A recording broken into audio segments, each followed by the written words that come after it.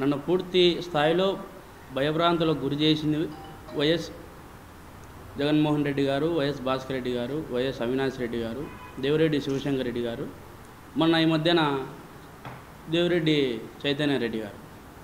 అయితే మొన్న ఆయన ప్రెస్ మీట్ పెట్టడం నేను చూసిన. చేసిన తప్పును కప్పిపుచ్చుకునేదానికి పూర్తి స్థాయిలో వాళ్ళు ప్రిపేర్ అయి ఉన్నారన్నమాట. అంటే జైల్లో నేను ఉన్నప్పుడు అక్టోబర్ 31వ తారీఖు నేను జైలుకు పోవడం జరిగింది. అది జరిగిన తర్వాత నవంబర్లో బీటెక్ రవి గారు జైలుకు రావడం జరిగింది. ఆయన వచ్చినప్పుడు ఎవరైతే సూపరింటెండెంట్ జైలుకు సంబంధించిన సూపరింటెండెంట్ గారు ఉన్నారో వాళ్ళు సపరేట్గా అంటే నన్ను ఒక గదిలో పెట్టి ఆయన ఒక గదిలో పెట్టి ఇంట్రడక్షన్స్ ఇచ్చినారు. మీరు మాట్లాడకూడదు, మీరు మాట్లాడితే మాకు సమస్య వస్తుంది, లేనిపోని అన్నీ క్రియేట్ అవుతాయి, అందుకు మీరు మాట్లాడుకోకుండా ఉండేదానికి నేను ఒక నోటీస్ అంటిస్తా, మీరు దయచేసి దాన్ని పాటించండి అని చెప్పి ఆ జైలు సూపరింటెండెంట్ గారు చెప్పినారు. ఆయన పేరు కూడా ప్రకాష్. అంటే అనుమానితుడిగా ఉన్న బీటెక్ రవి గారినే కలవద్దు, మాట్లాడకూడదు మీరు అని చెప్పినప్పుడు దేవిరెడ్డి శివశంకర్ రెడ్డి గారి కుమారుడిని చైతన్య రెడ్డి గారిని ఎట్లా అలౌ చేస్తారు లోపలికి? ఏ విధంగా అలౌ చేస్తారు? అంటే వాళ్ళకి తెలియదా ఎవరు లోపల ఉన్నారు ఏం కథ అనేది? లోపల సీసీ ఫుటేజ్ భద్రతలో పెట్టినామని నిన్న ఈ పేపర్లో చూసిన. ఇప్పుడు నేను అడుగుతాండా, నేను అక్టోబర్ 31వ తారీఖు నుంచి నేను రిలీజ్ అయ్యేంత వరకు వాళ్ళు ప్రతి ఒక్క రోజు వీడియో భద్రపరచాలి. ఎందుకు ఫీడ్ చేయలేదనేది నేను డిమాండ్ చేస్తాను. ఇంకొకటి కూడా, అది డిలేట్ అయిపోయింటుంది, 15 రోజులకు వెళ్ళిపోయింటుందని వాళ్ళు చెప్తూ ఉన్నారు. అంటే మాకు అవగాహన ప్రకారం మేము వైఎస్ వివేకానంద రెడ్డి గారి కేసులో సిబిఐతో మేము ఎదుర్కొనే పరిణామాలు ఏంటంటే, సిబిఐకి కోర్టు ఆమోదించిన తర్వాత సిబిఐకి దర్యాప్తు మారిన తర్వాత 2.5 సంవత్సరం దాదాపు అప్పటికే గడిచిపోయింది. ఇప్పటికే పూర్తి స్థాయిలో వాళ్ళు విచారణ చేసి ఎవరెవరు ఎక్కడ పోయినారు, ఎక్కడ పరిగెత్తినారు అనేది సీసీ ఫుటేజ్ చేయడం జరిగింది. దాంట్లో ఉమాశంకర్ రెడ్డి, వివేకానంద రెడ్డి గారి ఇంటి వెనకాల ఒక టైర్ షాప్ ఉంది. దాని ముందర పరిగెత్తినది అది ఎప్పుడో డిలేట్ అయిపోయినది. ఆ హార్డ్ డెస్కులు కూడా కనిపించకుండా పోయినాయి. అలాంటివే బయటికి తీసినారు సిబిఐ వాళ్ళు. ఇది బయటకు తీయరు అనేది ఒక లెక్క కాదు. ఇది 100% బయటికి తీస్తారు. బయటికి తీయాలా, తీసి ఇంకా నిజస్వరూపం వీళ్ళది బయట పెట్టాలా. ఈరోజు నేను డిమాండ్ చేస్తూ ఉండా, ఎందుకు మీరు ఫీడ్ చేయలే? నాకు ఆఫ్టర్ ఆల్ కెమెరానే మీరు భద్రత పరచలేని వాళ్ళు నాకేం భద్రత ఇచ్చినట్టు లోపల సెంట్రల్ జైలు అధికారులు ఇతను వచ్చి కలిసి వెళ్ళిన తర్వాత, చైతన్య రెడ్డి నన్ను లోపలికి వచ్చి కలిసి వెళ్ళిన తర్వాత చైతన్య రెడ్డి ఒక మాట అన్నాడు, నీ భార్యకు కూడా 41 నోటీసులు మేము ఇచ్చి పెట్టాము, దాన్ని కూడా మేము లోపలేస్తాము, చూసుకో,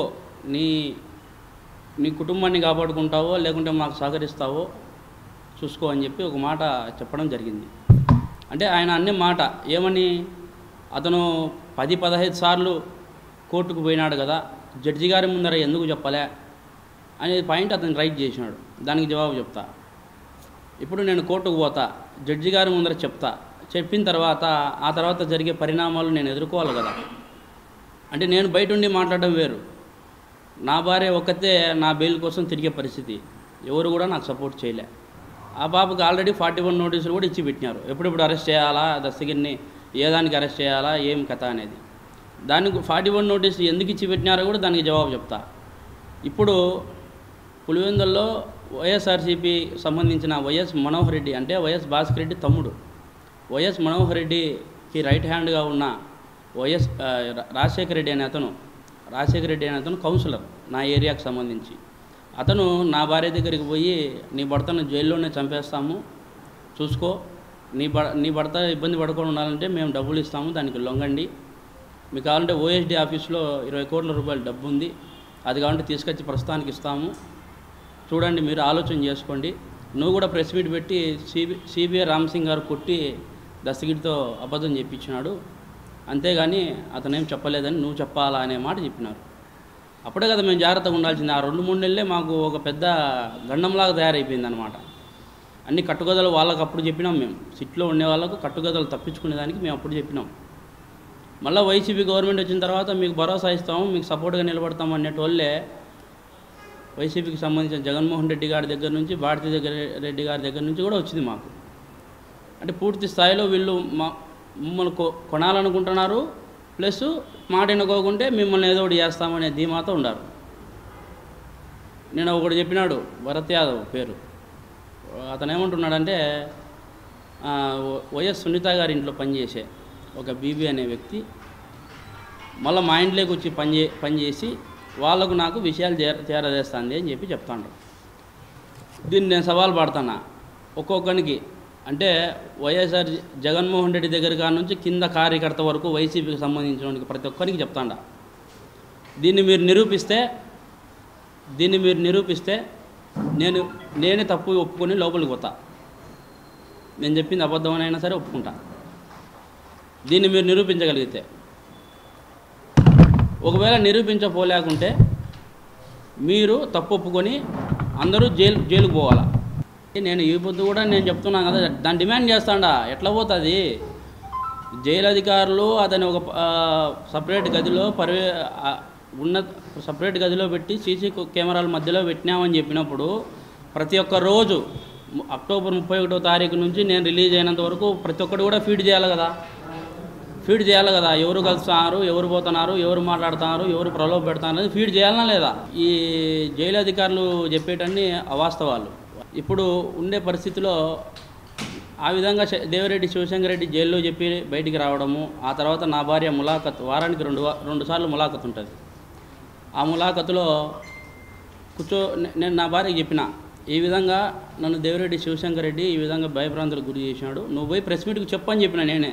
లేదంటే ఆ పాపకి ఎట్ట తెలుస్తుంది? అసలు దేవిరెడ్డి శివశంకర్ రెడ్డి వచ్చాడనే విషయం కూడా ఎట్ట తెలుస్తుంది? నేను చెప్పింటేనే కదా ఆ పాప చెప్పింది. ఏదానికి చెప్తుంది ఆ పాపైనా? నాకు ఎవరు బెయిల్ సహకరించినా కూడా ఈ విధంగా హెరాస్మెంట్లు, వాళ్ళని భయభ్రాంతులకు గురి చేసి చివరికి సిబిఐ కోర్టులో కడపకు సంబంధించిన ఒక లాయర్ ఉన్నాడు, చంద్రగుప్త పేరు.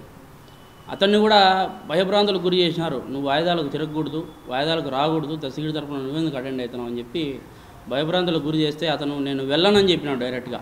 ఒకవేళ దేవిరెడ్డి శివశంకర్ రెడ్డి నన్ను కలవకోకుండా ఉంటే వాళ్ళు ఒక లెటర్ రాయించినారు. ఎవరు? జైలు అధికారులందరూ కలుసుకొని, సూపరింటెండెంట్ వారు వాళ్ళందరూ కలుసుకొని ఒక లెటర్ రాయించినారు. అంటే ఫస్ట్ రాయమని ఏం చెప్పిందంటే, నా భార్యకు మతి స్థిమితం లేదు, నేను జైలుకు వచ్చిన కారణంగా ఆ పాప అప్సెట్ అయింది, మతి స్థిమితం లేక ఆ పాప ఏం కావాలంటే చెప్తా ఉంది, దయచేసి ఆ విధంగా మీరు పరిగణలోకి తీసుకోవద్దండి.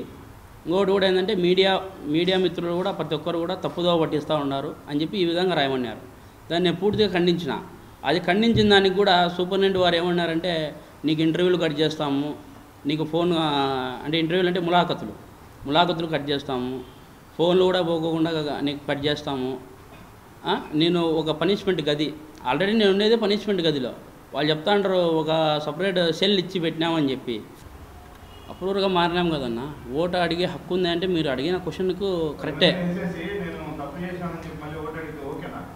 సరే, మరి జగన్మోహన్ రెడ్డి గారు వివేకానంద రెడ్డిని మా చేత హత్య చేయించాడు, అతనికి ఓటు హక్కు అడుగుందా? ఓటు అడిగే హక్కు ఉందా? చెప్పండి. ఓటు అడిగే హక్కు ఉందా? పులిందులో నిలబడే హక్కు ఉందా? నేనన్నా మర్డర్ చేసి ఈ విధంగా అప్రూవర్గా మారి, నైనా నేను చెప్పింది వాస్తవాలు నాయనా, నేను అబద్ధాలు చెప్పలేదు, ఇది ఉండేటోళ్ళు వీళ్ళు, చంద్రబాబు నాయుడు గారి టడోళ్ళు కాదురా నాయనా, వీళ్ళు ఉండేది అని చెప్పి వాస్తవాలు చెప్పినందుకు ఇప్పుడు ఖచ్చితంగా ఓటు అడుగుతా నేను.